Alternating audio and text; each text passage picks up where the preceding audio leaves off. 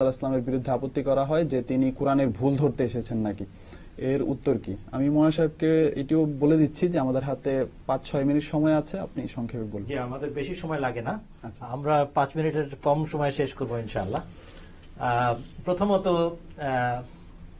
অদ্ভুত ব্যাপার, হযরত আকদাস মির্জা গোলাম আহমদ কাদিয়ানী আলাইহিস সালাতু ওয়াস সালাম, যাকে আমরা মেনেছি আল্লাহর পক্ষ থেকে আগত মসিহ এবং মাহদী হিসাবে, তার সম্বন্ধে যখন অপবাদ দেওয়া হয়, অভিযোগ করা হয়, তখন সত্যের অপলাপ করা হয়। এটা বড় দুঃখজনক।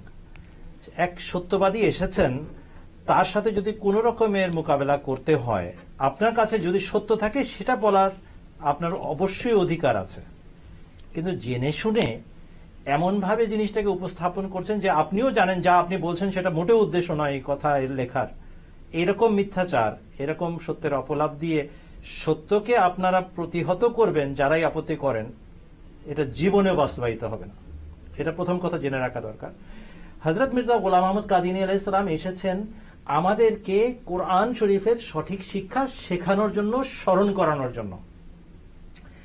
১৪০০ বছরের ইতিহাসে তিনি যখন জামাত প্রতিষ্ঠা করেছেন তখন ১৩০৬ হিজরি। এর আগে তফসিরের নামে যে সমস্ত উদ্ভট শিক্ষা, ব্যাখ্যা, অপব্যাখ্যা সমাজে প্রচলিত হয়ে গেছে, সেগুলোকে শুদ্ধ করে তো তার কাজ। কোরআনের কোনো চিকিৎসা বা সংশোধন তার কাজ নয়। কোরআন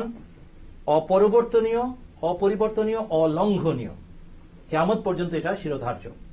আল ইয়াউমা আকমালতু লাকুম দীনাকুম ওয়া আতমামতু আলাইকুম নি'মাতি ওয়া রাদিতু লাকুমুল ইসলাম দীনা। অতএব কোরআন শরীফের সাথে কোনো বিরোধ কারো হতে পারে না। দ্বিমত কিসের সাথে? দ্বিমত হচ্ছে এই কোরআন থেকে ডিরাইভ করে, এই কোরআন থেকে আমার মনের মাধুরী মিশিয়ে আমি যা কিছু বলছি সেটা কি কোরআনের উদ্দেশ্য, সেটাই কি আল্লাহ তাআলা বলতে চেয়েছেন, এটা নিয়ে প্রশ্ন থাকতে পারে। এখন কোরআন শরীফ নিয়ে যে অপব্যাখ্যা হচ্ছে, চলছে, এটা কে না জানে? এই যত ফিরকা আছে সবাই তো নিজের নিজের ব্যাখ্যা নিয়ে ব্যস্ত। অমুকের ব্যাখ্যা মানি না, আমাদের উস্তাদজির ব্যাখ্যাটা ঠিক আছে। অমুকের ব্যাখ্যা মানি না, আমাদের মুফতি সাহেবের ব্যাখ্যা ঠিক আছে। অমুকের কথা মানি না, আমাদের মৌলানা সাহেব যেটা বলেন সেটা ঠিক আছে। এটা কিসের তারতম্য? কোরআন নিয়ে তারতম্য না, কোরআনের বোঝার ব্যাখ্যা অপব্যাখ্যা নিয়ে তারতম্য। হযরত মির্জা গোলাম আহমদ কাদিনী আলাইহিস সালামকে আল্লাহ তাআলা পাঠাবেন কেন? হাকামান আদালান হিসেবে পাঠাবেন, ন্যায় বিচারক, মীমাংসাকারী হিসেবে আসবেন। তিনি সমস্ত দলাদলি বাদ দেওয়ার জন্য বলবেন, সবাইকে এসে বলবেন সেই দলে আসো যার কথা হযরত মুহাম্মদ মুস্তাফা সাল্লাল্লাহু আলাইহি ওয়াসাল্লাম বলে গেছেন। আর সেটা কি? আমি তোমাদেরকে জানিয়ে দিচ্ছি, কোরআনের সঠিক শিক্ষা হলো এই। কোরআনের যে অপব্যাখ্যাগুলো বাজারে প্রচলিত ছিল সেগুলোকে সংশোধন করার জন্য তিনি এসেছেন। কোরআনের সংশোধন করার জন্য তিনি অবশ্যই আসেন নাই। কোরআনকে সংশোধন করতে পারে এরকম কোনো মানুষের জন্ম হবে না, কেননা কোরআন অপরিবর্তনীয় এবং অলঙ্ঘনীয়। রইল বাকি যেখান থেকে আপত্তি তোলা হয় সেটা একটা মজার ব্যাপার। হযরত মির্জা গোলাম আহমদ কাদিনী আলাইহিস সালাম এই বক্তব্য রাখেননি। হযরত মির্জা গোলাম আহমদ কাদিনী আলাইহিস সালামের আগমনের ৩০ বছর আগে জামালপুর নিবাসী গোলাপ শাহ নামক এক মজজুব ব্যক্তি, মজজুব যাকে আল্লাহ তাআলা নিজের দিকে আকর্ষণ করেন, গোলাপ শাহ নামে একজন মজজুব ব্যক্তি ছিলেন। তিনি তার শিষ্য করিম বখশকে ডেকে বলেছিলেন, এই কাদিয়ানে আসছে, ইমাম মাহদী এবং ঈসা আসবে এবং সে কোরআন শরীফের ভুল ধরবে। শিষ্য বললেন, করিম বখশ, কোরআন শরীফে ভুল আছে? এটা তো আল্লাহর বাণী।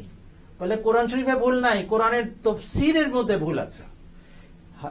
যিনি আসবেন ঈসা হিসাবে, তিনি সেই তাফসীর গুলোকে সংশোধন করবেন এবং কোরআন থেকে দেখাবেন তাদের ভুল।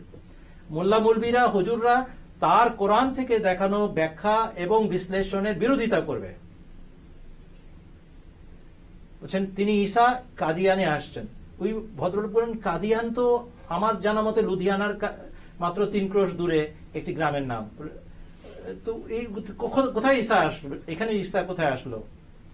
তিনি বলছেন, আমি বাদশাহ, আমি মিথ্যা কথা বলি না, মিথ্যা কথা বলবো না, যা বলেছি। একজন খোদাভীরু মানুষকে আল্লাহ তাআলা কিছু জানিয়েছিলেন। তার শিষ্য আল্লাহর কসম খেয়ে, আল্লাহর নামে শপথ করে লিখিত বক্তব্য সাক্ষীদের সামনে উপস্থাপন করেছেন।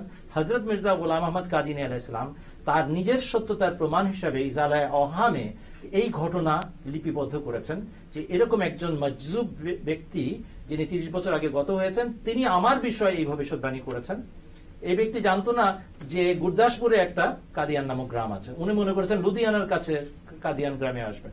পরে জানতে পেরে বয়াত করেছেন এবং কেঁদে কেটে আল্লাহর নামে শপথ করে এই কথাটা বলেছেন।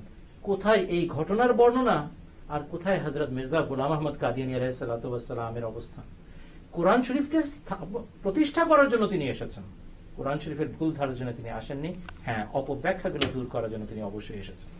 ধন্যবাদ মহাশয়, খুব সুন্দরভাবে আপনি বিষয়টি উপস্থাপন করলেন। শুধু দর্শক, আশা করি আপনারা বুঝতে পেরেছেন যে আমাদের বিরুদ্ধে এই যে আপত্তি করা হয় যে মির্জা গোলাম আহমদ কাদিয়ানী আলাইহিস সালাম কোরআনের ভুল ধরতে এসেছেন বলে বলা হয়, সেটি আসলে সঠিক নয়।